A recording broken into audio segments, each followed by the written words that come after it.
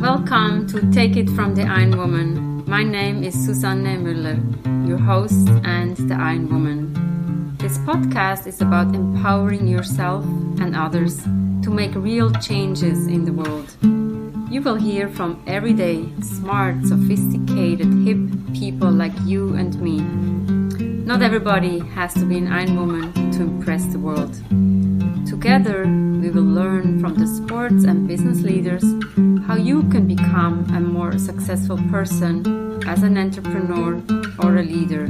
It's one step at a time, one day at a time. Take your steps now. Take your big steps now. Join me on this journey to success. This podcast is being sponsored by Get Loopy. On episode 41, you can hear the story of Isabel, the co-founder and CEO. Get Loopy, get a 20% discount off your first order. GetLoopy.com. Take it from the Iain Woman. I always say we only have special guests, and today I think it's unique. We have Kate Field with us, and she's from Tasmania in Australia, and we've never had somebody from Australia, so she's the first, and then we have covered all the continents. So thank you so much, Kate, for taking the time. I know you're a very busy person, but introduce yourself a little bit. Who is Kate who's going to join us today on the podcast? Well, thanks for having me, Suzanne. I'm many things. Uh-huh. It's really hard to introduce myself. So I'm an emergency specialist. I work in the tertiary referral hospital, so the big hospital, university associated hospital in Tasmania. And I also work within the College for Emergency Medicine in the Council of Education. When I'm not at work, which is only 3 days a week, thank goodness, I am at home on the farm where I'm a mother of a 6-year-old and a 4-year-old. I'm a wife. And occasionally I'm allowed to have friendships. I managed to squeeze them in, as well as being a farmer. One of the roles that I have in our farming enterprise is to manage the marketing and the content for our social media, as well as being involved in a lot of the decisions related to the farm. Wow. How can you do that as one person? That's really amazing. And I want to say that Kate and I went through the podcast fellowship, and before we start to discuss who is Kate and everything, what got me interested was with the COVID, with the difficult situation, we had a call and somebody said, let's create a hashtag, Create for Kate, because you said, please don't provide or put anything negative on the social media anymore. The first responders, they need to have something positive. So we said, okay, Create for Kate. And I'm eternally grateful for this hashtag. I mean, thank you so much, Kate, for... I didn't come up with the hashtag. I just found that when I was going into work and going home from work, I have a 45-minute commute, and I tend to listen to a lot of podcasts on my way into and out of work. Sometimes I listen to medical content, but I think it's really important to listen to other things as well as just work-related. And what I was finding in March and April was that the amount of new content that people were posting from many of my favourite shows was just dropping off because I think people were in a bit of a funk, really, and they couldn't really get themselves motivated. And I was just finding it really difficult to remain positive myself and to manage my own anxiety because I had nothing else to think about other than COVID. And I really wanted to think about something other than COVID. So it was really a call out to all my fellow podcasters to keep creating so that I had something good to listen to, as well as being positive about what they were doing. Again, thank you very much. But now let's get into the good stuff that you are providing. So you have a podcast, The Curious Farmer. Tell us a little bit about your podcast. It's really something curious I'm about also. Well, we're a farm we're a very small farm by Australian standards. We're only 106 hectares. We're about 300 acres if you account for all the hills and gullies and the topography of our farm. And we have always chosen to farm it with an ecological perspective. So we farm with the landscape in mind, and we farm partnering with nature. One of the terms that is becoming increasingly popular for this style of farming is regenerative agriculture. Mm-hmm. And what I was finding was that there's a lot of, well, I don't know everything, obviously, about regenerative agriculture. And a lot of people do a lot of things that are really cool on their farms. And I wanted to be able to go and have a look at those things and learn more from their knowledge. And I felt that the best way to do this and the right thing to do was to be able to share that knowledge more widely. And I enjoy listening to podcasts, and I really felt that the best medium in order to do this would be through podcasting rather than video or just a blog post, which people then have to read. I love the availability of podcasting. You can listen to it while you're doing the housework. You can listen to it in a car, and you can get the information. So I started podcasting about regenerative agriculture, and part of it was as a result to a lot of the negative dialogue that was happening in Australia last year about farming and how agriculture is the biggest fossil fuel emitter and how agriculture is ruining the planet and how agriculture is the sole cause of climate change. And I really felt that farmers were being misrepresented at that time and that we needed to do something to improve our image. And we really had to stand up and take responsibility for that. So that was part of my why as to do it for personal reasons, and also to lead in the space of agriculture, to show people what we do that's really good about agriculture and to change the conversation. I actually think that COVID has done more to change the conversation over farmers and agriculture than anything else that in a was good ever way. any predictable, in a really good way. Yeah. Oh, that's nice to hear. Yeah. And I know what you and I have in common. I'm originally from Switzerland, and you have dairy goats from Toggenburg in Switzerland. So I thought that was pretty fun. Yeah. And how many do you have? That depends on where we are in the season. So we were milking 72 last year, where our goats are dried off at the moment. We're in the last stages of their pregnancy. We're due to start kidding in about 3 weeks, which is always exciting and so much work. We're hoping to be milking about 80 to 85 this year. And so we've got the girls that were born last spring, and we've got about 30 to 50 of them. We've got some girls that we've chosen not to get in kid, which means they're not pregnant, but we'll just give them a year off. And we've got about 10 of those, I think. And then come spring, we'll have about 160 babies running around the farm with their little stripy faces bouncing everywhere. Oh, my goodness, they're so cute. Well, I hope we get to see some pictures. Obviously, we can follow everything on Facebook or on your website. This is really exciting. And you said initially when we connected, we don't have anything in common, or why would I fit into my podcast? But I think you're a businesswoman, you're a leader, you're a thought leader, you're curious. And that's also what I want to showcase on my podcast. So I think you have so much to share. Well, I was looking and listening to some of your previous guests and thinking about their incredible feats and your incredible feats of physical prowess. And I was thinking, I really don't fit into that category at all. And that it was very business minded. And, you know, at the end of the day, I don't run our business. My husband runs our business. I help make business decisions. But I hadn't really thought about it in the terms that you just mentioned. And before we recorded, you said, you know, you talk about leadership, coaching in your profession as a doctor. So I think that's something interesting, and I would like to learn more about, if you can share with us. So When in Australia, we have emergency departments, and which is not a particular European model, although is increasingly becoming so. But I think most people are aware through shows from the UK, Australia, and the US. So the emergency department in Australia is where you go if you've got an acute health problem that needs urgent attention.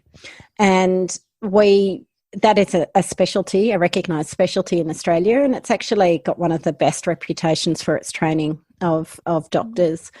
So as an individual, you go to medical school and then you become a doctor. But once you're a doctor, you don't have any right to practice independently. You have to do further training.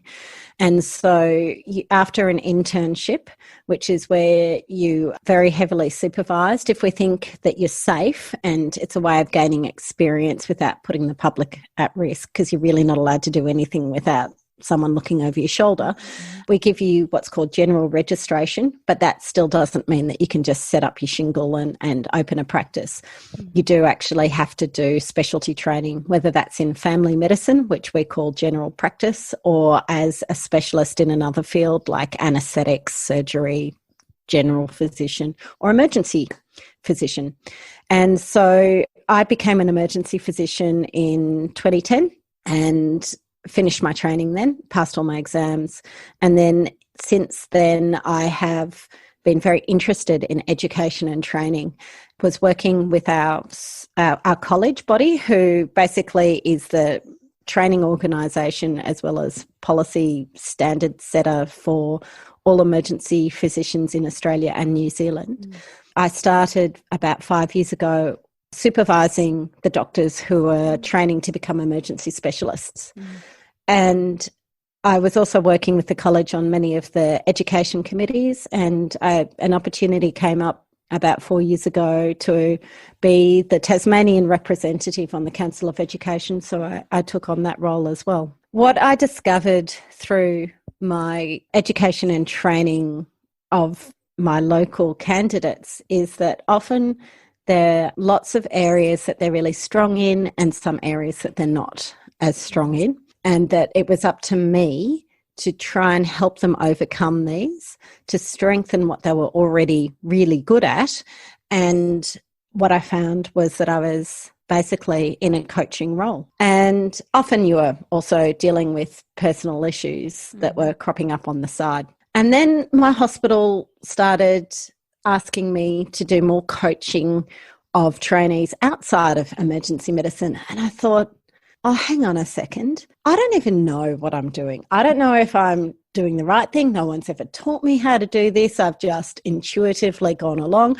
I've made some colossal errors along the way from which I've learnt and know what not to do next time. But I don't know that what I'm doing is right. People seem to be reasonably happy, but I don't know if what I'm doing is right or not. So at the start of this year, just before COVID hit in Australia, I started a course on leadership and management, and there's an element of coaching that is in that. And I've discovered quite a lot. I've discovered that a lot of the stuff I was intuitively doing was right. I've discovered that there's some stuff that I was doing that could be done so much better. So I've been able to manage to incorporate that into how I'm proceeding. And I just feel like I've got a better framework, and I've got support from outside of healthcare to be able to use language, a shared language, to be able to better provide assistance for those that need it.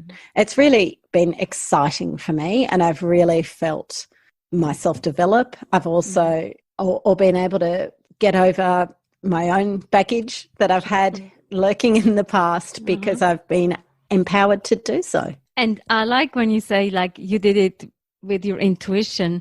I know I sometimes work with doctors, and it seems like they like to follow the processes. And then when you talk about intuition, they're like, So it's good that you can rely on your intuition. And I'm wondering, I'm interested in women leadership. So what is the diversity ratio in doctors in Australia where you are?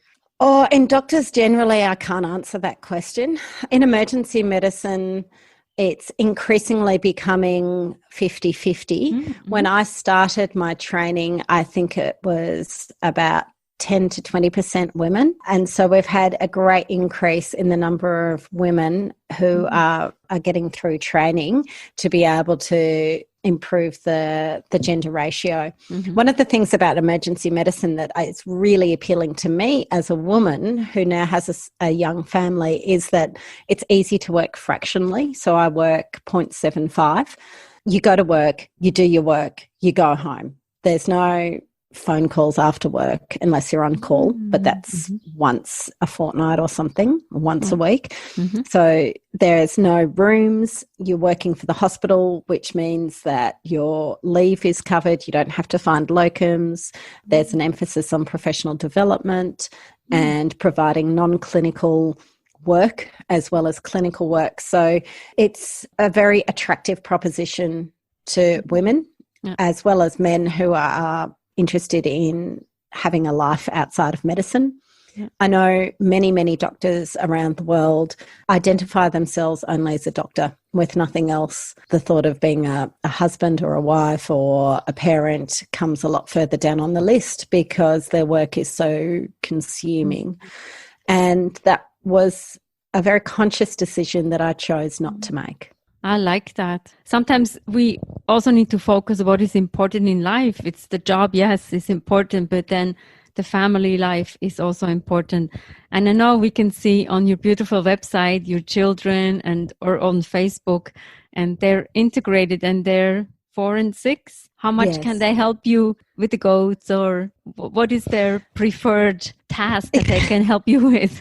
Up until recently, Pippi, they've both got different strengths, of course. So Pippi is really, really good with the goats. She loves the goats and she'll move them. They're huge. They're a lot bigger than she is. She's less than 20 kilos and some of them are 80. And they've got these massive, great big horns that come out. She's really good at managing and wrangling the goats and she'll move them around for us. Hamish is really good at opening gates now and shutting the gates so that when I'm in the all-terrain vehicle with the roll bar, the little buggy, we call it a buggy, when I'm in that, I can go through. He'll hop out, open the gates, I'll drive through and he'll shut them, which makes such a difference to time and convenience. So that's he's not so, he doesn't like the animals nearly as much as Pippi does, but he's pretty good at the gates. So we all have strengths and weaknesses, right?